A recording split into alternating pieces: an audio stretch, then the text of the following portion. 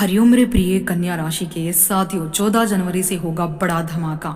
मकर संक्रांति पर कन्या राशि इच्छा योग से सब कुछ मिलेगा। आपका हार्दिक अभिनंदन आपके ज्ञान दर्शन यूट्यूब चैनल में। नमस्ते साथियों, आपने थंबनेल में पढ़ लिया होगा कि 14 जनवरी से बड़ा धमाका मकर संक्रांति 2026। सूर्य आपकी इच्छा योग बना रहे हैं आपके जीवन में। चलिए जानते हैं कैसे। नमस्कार दोस्तों, आप सभी का स्वागत है आपके अपने ज्ञान दर्शन यूट्यूब चैनल में। मैं आपको आज मार्गदर्शन करने वाली हूँ सबसे गहन विश्लेषण पर। मकर संक्रांति स्पेशल एक बड़ा धमाका, ये कोई मामूली धमाका नहीं है, ये आपके जीवन में सुख समृद्धि सफलता का धमाका है। जी हाँ, मकर संक्रांति 2026 14 जनवरी से लेकर 14 फरवरी 2026 तक। बस इस बार ये सिर्फ पर्व नहीं, ये आपके लिए इच्छा योग का महासंयोग लेकर आया है।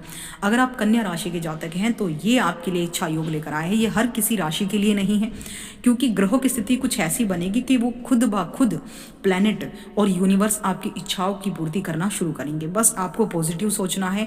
आप मैनिफेस्टिंग पावर को बढ़ा दीजिए। ब्रह्म मुहूर्त में उठकर ग्रीन पेन से अपनी इच्छाओं को लिखना, डेली रिपीट करके लिखना शुरू कर दीजिए।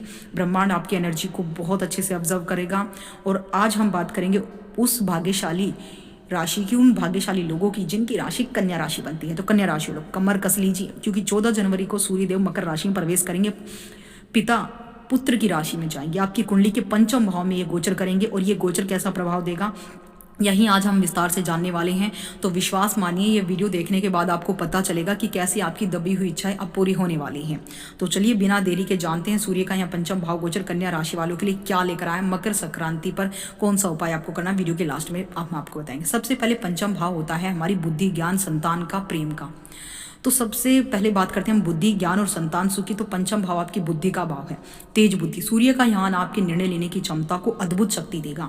अब आप पहले से ज्यादा स्पष्टता के साथ निर्णय ले पाएंगे। एकाग्रता, अगर आप छात्र हैं या किसी रिसर्च से जुड़े हैं तो यह समय आपकी एकाग्रता को चरम पर ले जाएगा। पढ़ाई में बेहतरीन सफलता मिलने के योग बनाएगा। संतान सुख, जो लोग संतान की कामना कर रहे हैं उनके लिए गोचर खुशखबरी ला सकता है। जिनके बच्चे हैं उन्हें उनकी तरक्की देखने को मिलेगी। हालांकि बच्चों के साथ कुछ वैचारिक मतभेद हो सकते हैं, थोड़ा आपको धैर्य रखना होगा। करियर और आर्थिक लाभ, देखिए अब बात करते हैं आपके करियर और आर्थिक स्थिति के बारे में। तो मान सम्मान, कार्य क्षेत्र में आपकी मेहनत का पूरा फल आपको मिलेगा। आपके काम की खूब सराहा जाएगा। आपको उच्च अधिकारियों से प्रशंसा मिलेगी। पद प्रतिष्ठा बढ़ने के योग बन सकते हैं। आर्थिक लाभ, आपकी आर्थिक स्थिति मजबूत होगी। धन आगमन के नए साधन खुल सकते हैं। सावधानी जरूरी है, लेकिन सावधान। पंचम भाव में सूर्य कभी कभी अति आत्मविश्वास, ओवर कॉन्फिडेंस भी दे देता है। अहंकार, अग्रेशन की पावर को बढ़ा देता है, क्योंकि ये एक अग्नि तत्व प्लैनेट है। शेयर मार्केट, किसी बड़े निवेश में बहुत सोच समझकर कदम उठाएं। कहीं होश में आप जो है जोश में होश ना खो दे। जल्दबाजी में लिए गए निर्णय नुकसान दे सकते हैं। करियर में बढ़ोतरी, आर्थिक लाभ और निवेश में आपको सावधानी रखनी है। ये है आपके लिए इस गोचर से संबंधित कुछ चेतावनी।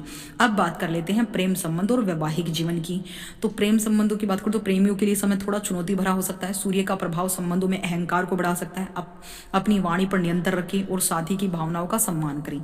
वैवाहिक जीवन की बात करूँ तो जीवन साथी के साथ कुछ छोटे मोटे मतभेद उभर सकते हैं। बेवजह की बहस से बचे और एक दूसरे को समझने की कोशिश करें। प्यार से बात करें, सब ठीक रहेगा। प्रेम में चुनौती आएंगी, इस दौरान आपको सजग रहना है। अहंकार से बचे और वाणी पर नियंत्रण रखें। ये तीन आपकी चुनौतियां हैं इस समय। आपको ये सावधानी आपको बरतनी है। एक बार फिर से सुन लीजिए, प्रेम में चुनौतियां आ सकती हैं। अहंकार से आपको बचना है और वाणी पर नियंत्रण रखना है। इन्हीं वजह से, अहंकार की वजह से, वाणी की वजह से, कठोर शब्दों की वजह से प्रेम में चुनौतियां आएंगी। इसलिए आपको अपने संबंधों को अच्छा रखना है, तो झुकने की आदत सीखिए। कन्या राशि वालों के लिए मकर संक्रांति के समय सूर्य का पंचम भाव बहुत ज़्यादा सक्रिय हो जाएगा और लाइफ में बहुत घटनाएं घटित हो जाएंगी। पंचम भाव बुद्धि, संतान, प्रेम का स्थान है, इसलिए इन्हीं सभी क्षेत्रों में कुछ ना कुछ बड़ा होने वाला है। आप अपनी योजनाओं को लेकर बहुत स्पष्ट रहेंगे। यदि आप किसी प्रतियोगी परीक्षा की तैयारी कर रहे हैं, किसी उच्च शिक्षा से जुड़े हैं, तो यह समय आपके फोकस को बढ़ाने वाला है। आपकी इच्छा शक्ति प्रबल होगी, जिससे आप रुके हुए कार्यों को पूरा कर पाएंगे। अब कर लेते हैं इच्छा योग के बारे में। देखिए, सूर्य आपके पंचम भाव में बैठकर सीधा अपनी सप्तम दृष्टि से आपके 11वें भाव को देखेंगे। एकादश भाव हमारी इच्छा का घर होता है, लाभ का, डेली इनकम का होता है। तो देखिए, जब ग्रहों के राजा इच्छा के घर को देखेंगे, लाभ के घर को देखेंगे, तो आपको अपनी बुद्धि से लाभ मिलेगा। आपकी बुद्धि से आपकी इच्छा पूर्ण होगी। आपकी संतान से आपकी इच्छा पूर्ण होगी। आपकी संतान से लाभ होगा। आपके प्रेम संबंधों से आपको लाभ होगा। प्रेम संबंधों की इच्छा पूर्ण होगी। आप समझ गए कि ग्रहों के राजा पंचम भाव में बैठे हैं और इच्छा के घर को देख रहे हैं, तो आपको बहुत शुभ है। शिक्षा के लिए, नई चीजें सीखने के लिए श्रेष्ठ समय है।